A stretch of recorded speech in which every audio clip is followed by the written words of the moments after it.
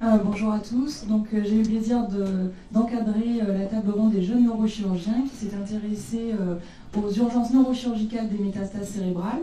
La place de la chirurgie a beaucoup été évoquée jusqu'à maintenant comme un outil du panel thérapeutique de la stratégie de prise en charge des métastases cérébrales. Mais qu'en est-il de la problématique vue sous l'angle de l'urgence ? Effectivement, lorsque la chirurgie va être la solution pour répondre à une complication aiguë, une situation d'urgence. Donc c'est l'objectif qu'on s'était fixé pour cette table ronde, de mettre à jour les connaissances sur le sujet et de les illustrer en pratique ces situations. Donc sans plus tarder, je laisse la place aux orateurs de cette table ronde.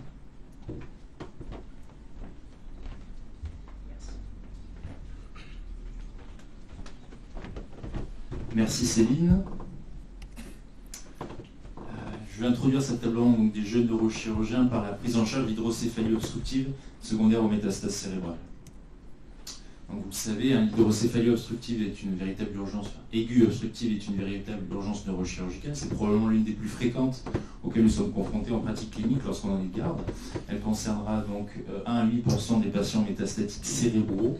Elle est un prédicteur indépendant et significatif d'une moins bonne survie globale, avec une médiane de survie de 6 mois lorsque cette complication survient chez un patient métastatique cérébral, avec seulement 10% de patients survivants à 1 an. Le contexte, bon, c'est un peu trivial, mais donc l'hydrocéphalie aiguë obstructive survient lorsqu'un obstacle, en l'occurrence ici une ou plusieurs lésions métastatiques, survient à proximité des voies d'écoulement physiologique du liquide cérébrospinal, ce qui entraîne donc son accumulation, un secteur liquidien cérébral qui augmente, une pression intracrânienne qui augmente également, et avec un tableau clinique que vous connaissez parfaitement. L'objectif de ce topo va être de définir la stratégie de prise en charge face à l'urgence neurochirurgicale qu'est l'hydrocéphalie obstructive, avec une analyse en niveau de preuve. Vous allez voir qu'elle est malheureusement bien décevante, avec un niveau de preuve extrêmement faible et des grades de recommandation C uniquement.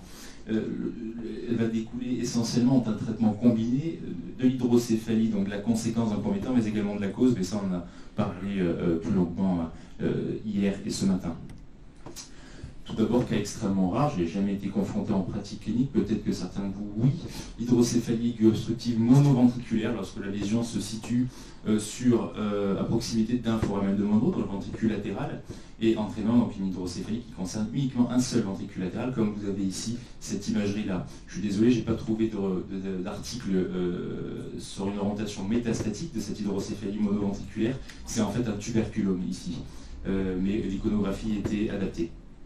Lorsque le tableau clinique d'hypertension intracrânienne est majeur, ce qui était le cas dans cet article, les auteurs ont réalisé une septostomie endoscopique et une foraminoplastie lors du geste, ce qui a permis un traitement de l'hydrocéphalie aiguë. Donc c'est ce qu'on pourrait éventuellement recommander, mais là encore un niveau de preuve qui est extrêmement faible et encore une fois pas sur une problématique métastatique. Lorsque la tolérance clinique est bonne, on pourrait évidemment discuter d'exérèse neurochirurgicale première, après discussion en réunion de concertation pluridisciplinaire évidemment. Car également extrêmement rare, l'hydrocéphalie obstructive biventriculaire, lorsque la lésion métastatique est située sur la partie antérieure et supérieure du troisième ventricule, avec une obstruction des deux foramen de Monro, une dilatation donc en amont des deux ventricules latéraux.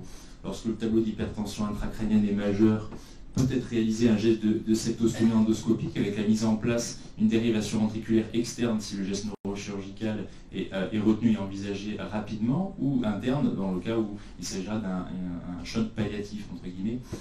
Lorsque la tolérance clinique est bonne, on peut envisager évidemment un geste neurochirurgical sur la voie d'abord que vous jugerez opportun. Alors, le cas le plus fréquent, évidemment, auquel on est confronté tous en pratique clinique, c'est l'hydrocéphalie aiguë obstructive triventriculaire, lorsque là où les lésions métastatiques se situent en fosse cérébrale postérieure, c'est 15%, on l'a déjà dit hier et encore ce matin, des localisations métastatiques cérébrales, après la localisation hémisphérique supratentorielle, une obstruction du quatrième ventricule, une dilatation des trois ventricules en amont. Là encore, le traitement de l'hydrocéphalie, vous le savez, va être réalisé selon le profil de tolérance clinique. Lorsque le tableau d'hypertension intracrânienne ne permet pas de différer le geste neurochirurgical, on peut envisager donc une ventriculo-cysternostomie endoscopique ou un geste de dérivation ventriculaire interne. Là encore avec un grade de recommandation C, je vais détailler un petit peu ensuite la distinction entre ces deux procédures dans la littérature, ce qui permet ensuite de réaliser un bilan oncologique initial si la lésion n'est pas connue. Alors dans ce cas-là, on parle de métastase prévalente, révélatrice du corps de la néoplasie. Discussion en RCP évidemment systématique, hein, M. Kerr en a parlé hier, afin de poser une indication neurochirurgicale d'exérèse secondaire. Lorsque la tolérance clinique est bonne, vous le savez, on réalise le bilan assez rapidement, une discussion RCP, et on discute et on retient éventuellement le geste d'exérèse neurochirurgicale.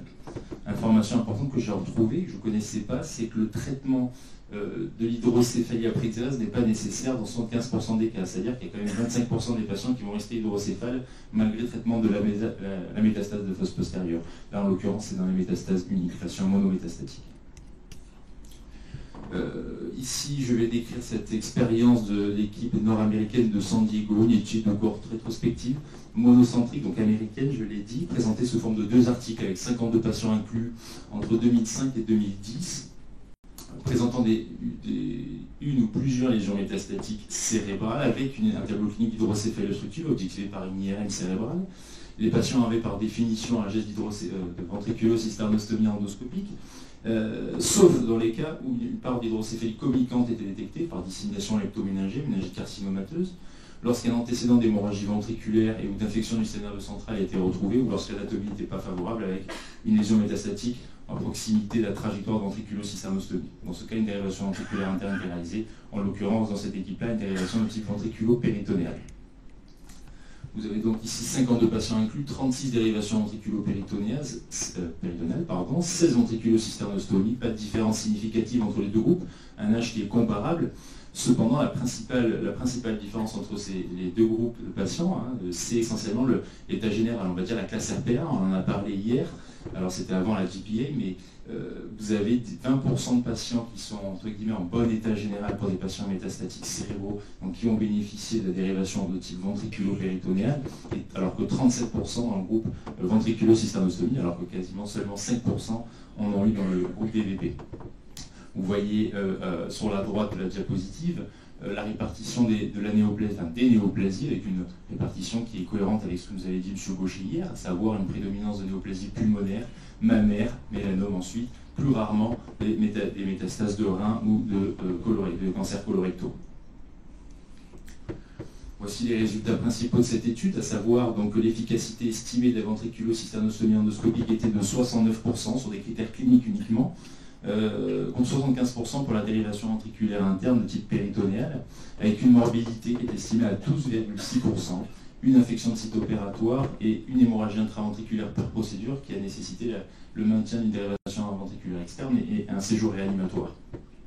Environ 20% de morbidité pour la dérivation ventriculaire interne, infection de site opératoire, dysfonction précoce de valve et hygrome sous-dural nécessitant reprise chirurgicale. Voici une revue de la littérature récente, mais qui n'est